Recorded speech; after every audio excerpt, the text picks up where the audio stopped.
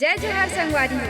नवा नवा गीत संगीत व रामायण सुने बर हमार यूट्यूब चैनल SKS स्टूडियो सी जिला लाइक सब्सक्राइब व शेयर जरूर करूँ।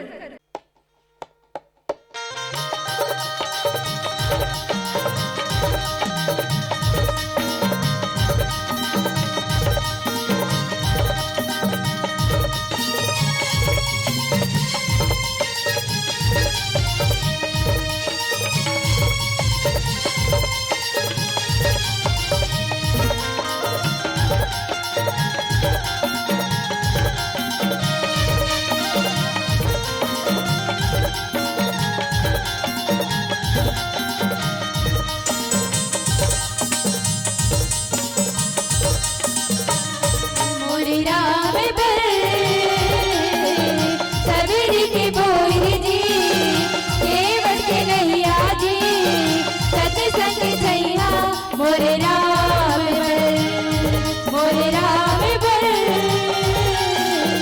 सबरी के बोल जी केवट के नैया जी सत्संग छैया मोरे राम बर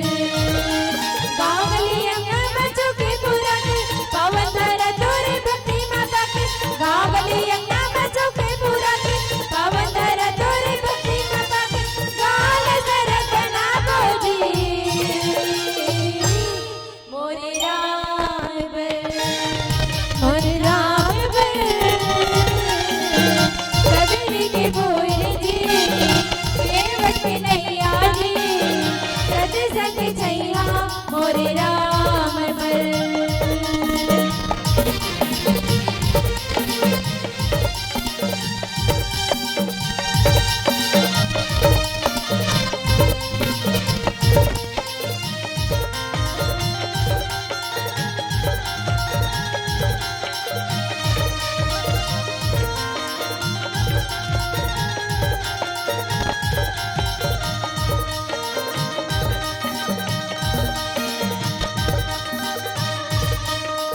जाए के पहली नारियल तारे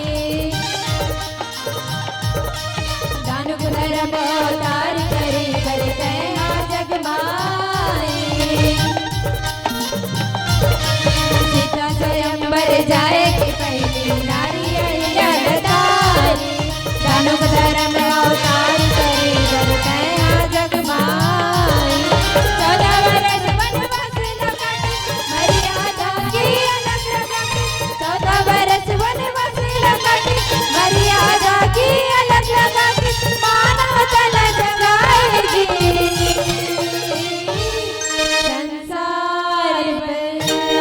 संसार पर सुमिल तारे जी तड़कल मारे जी बालिल तारे संसार पर सुमिल तारे जी तड़कल मारे जी बालिल तारे संसार पर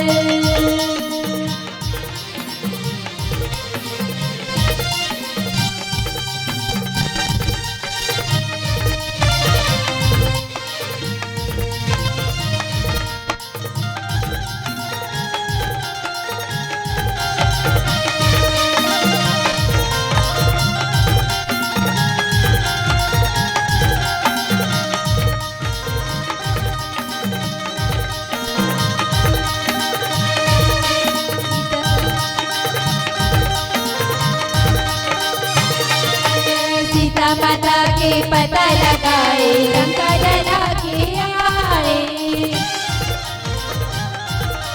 राम वंश के भजन सुन के हनुमत लंका जाए सीता माता के पता लगाए लंका जला के आए